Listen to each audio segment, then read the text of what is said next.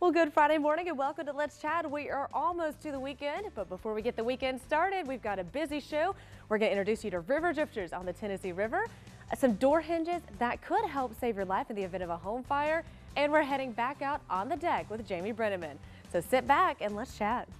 Welcome to Let's Chat, the Tennessee Valley's premier show focusing on lifestyle and entertainment with Jess Raby and Chip Chapman, bringing you smart shopping tips, community events, and the newest trends. Now, let's chat. Well, we are so excited to introduce you to the newest place to be along the Tennessee River. We're out this morning at River Drifters. And Renee, hi. Congratulations, number one, on your grand opening. Thank you so much. We're excited. We just had a really great lunch and it's going great. Okay, so River Drifters, like we said, brand new. Tell us what to expect. So we have got kayak rentals, stand-up paddleboard rentals. We've had some people come in. You can go on River Drifters Chat and book your rental right there, so you can pick any time. We're open from 9 to 6 doing that.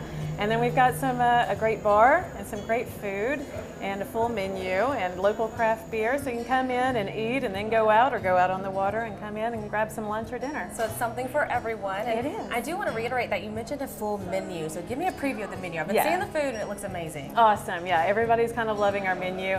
We've got some great appetizers like a pimento crostini. We've got a meatball appetizer that is my husband's great grandmother's recipe, so we're using that and everyone's loving that. We've got sandwiches, paninis, some great burgers, of course. We know how to do some good burgers, and some good sides and salads, and I think everything's just going well. And today we're going to do like a weekly dessert. Today we have cheesecake. Yum. And yeah, so it's going really well. Everybody's having a great time today. And now this is something that, like you mentioned, you can come down, you can do the water activities, then you can eat vice versa, or you can do either or. Yeah, you can do either or if you just want to come down and have lunch, you know, on a business lunch.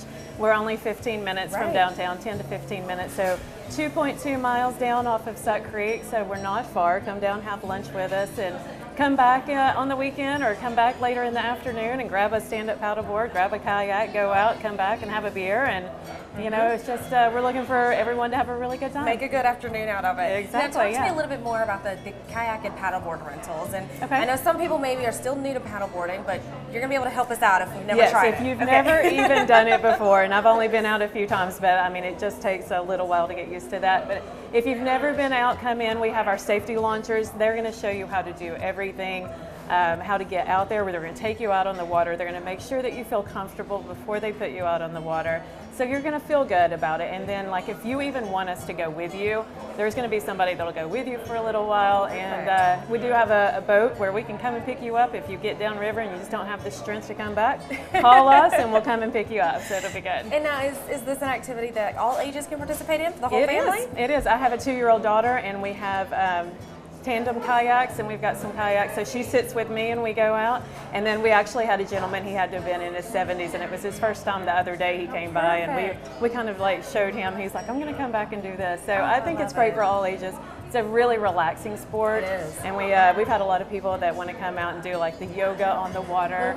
And I'm friends with the owner from Pure Bar. She wants to come out. We're going to do a class, you know, or something like that. So I think it's just a really good relaxing thing that you can go at your own speed. If you want to do some cardio, then just get going and you'll be sweating in no time. Okay, and now talk to me about the rental process. Do I need to make reservations ahead of time, or you can? walk-ups? I think the best part to do that is to go to riverdrifterschat.com, and then you'll see our menu. You'll see everything, but it'll prompt you to book. So you can book for your hourly, or you can book for a half day. Perfect. And then it'll show you, like, if you want to pick a kid's kayak or a single kayak, a tandem kayak, or a stand-up paddleboard. Great way to get your river fix then. Exactly. All right, Renee, thanks for joining us. Tell us again the website and contact information. Yeah, riverdrifterschat.com, or you can go to our Facebook page of River Drifters Chat. All right, thanks for joining us. We hope to see you out here on the river.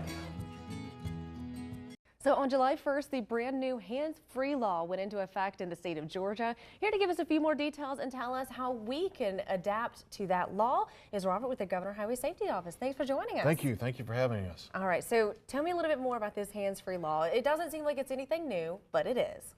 Well, it is. Starting July 1st, this past Sunday, Georgia's hands-free law became effective. Governor Deal signed the bill on May 2nd. The Georgia General Assembly passed it in the 2018 session. And what it basically says is if you want to talk on your telephone, whether it's dial or make a call or answer a call, that phone cannot be in your hand or in any part of your body. It has to be hands-free. And so what we're trying to do is let people know that this is a big change in behavior. We've been talking on our phones for over 30 years with the phones in our hand, and it's instinct, and we're trying to get the word out to let people to know that when you're driving in Georgia, you can't have that phone in your hand. So go ahead and start doing what you can, because it's law now. And so this includes having, of course, the phone in your hand up to your ear. Yes. This includes having it on, even on speakerphone in your hand and on your lap. It cannot be in your hand or in any part of your body when you're making a phone call. That's the only thing you're allowed to do to touch your phone when you're driving, as far as dialing a number or answering a phone call. You can do text through voice-to-text technology when you're not touching the phone. You can watch videos that are GPS that tell you where you need to turn, and you can have a continuously running dash cam. But other than that, anything else with a phone is still illegal. Okay, so what do we need to do to adjust to this new law? Well, the first thing we tell people is check with your vehicle, check your owner's manual. If you don't have it already connected to your car through Bluetooth or whatever system pairing it, then check that. If you don't have that, if you've got a phone watch that you can do that, phone watches are legal. If not, we ask you to at least put your phone in a mount where you can reach it when you're driving easily, just like you're changing your radio station or adjusting the air. You can get a mount like this that goes into the back of an air vent. This is like $6-7, and you can get it just about any store around, any retailer, and it'll fit there, and you can reach there. You can go speakerphone. You can have a Bluetooth headpiece. You can have one earpiece, not two earphones, but one earphone, and that earphone has to hear only audio from your phone. Cannot hear music. Good to know. And you can have GPS video, and that'll fit there. This piece right here will go right into a lighter, and it also has got a charging port, so you can charge your phone while you're driving, and you can reach down and pick that, or if your lighter is up top a little bit, which is what we prefer. But anyway, just want it to where you can reach it easily. You can still drive your car without it interfering with your ability to operate the vehicle, and also you still have your eyes up on the road level when you're talking. That's the biggest thing. We don't want you driving like this, talking on the phone. You need to be watching what's going on the road at all times. Right, so chin up and both hands on the wheel. That's the main goal here. Yes. And so again, we mentioned that you still can't even have it on your lap, that we still need to have this in a holder or have a Bluetooth component with that. Exactly. You don't have to buy anything. We just ask it wherever you put the phone, if you're going to, when you're going to talk on your phone with driving, that you put it somewhere that it's as safe as possible. Even talking on your phone is a distraction. It does increase your chances of being in a crash. We tell you to limit your conversations, keep it only essential.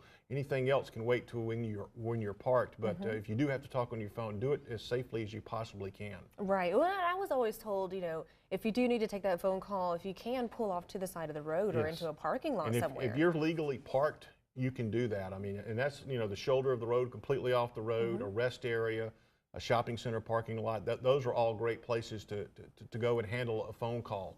And another thing we want to talk about is when you're at a traffic light in Georgia, you cannot be on your phone. Stopped at a traffic light, you're on the roadway. You're supposed to be watching to see when that signal goes, because a lot of times people are on their phone and they're reading a text and they're trying to reply, and they see something move in the corner of their eye and they panic and they pull out, and it's not. And they hit somebody without even looking. And that's why when you're on the road at a traffic light, you need to stay off your phone, because if it's just the same as when you're rolling down the road on the roadway. You cannot be on your phone. Well, and I'm guilty of even at a stoplight, I'll be there and paying attention to what's going on, and somehow like the turn lane pulls out, and for an instant I'm like, oh, and then I'm like, wait, and that's without me even looking at my phone or being distracted. So I can imagine, if someone's trying to quickly respond to a message. And you see it all the time. I mean, you're sitting there waiting to turn left, and the arrow turns, and you look, and here comes the traffic on the other side, because they see traffic moving, and that's why you need to be paying attention to make sure that you're going and you're not running into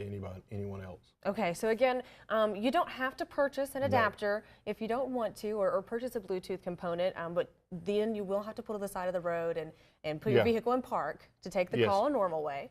Otherwise, we can get some of these. You don't have to pull over to take a call like that. You can talk while you're driving. We just recommend that if it's going to be a lengthy conversation, something where you're talking a business deal or you're trying to finalize dinner plans or something, and you need to think, and you think it's going to be safe for you, and you can pull off the road safely, I mean, completely in a legally parked position, go for that. But you can talk on your phone when driving.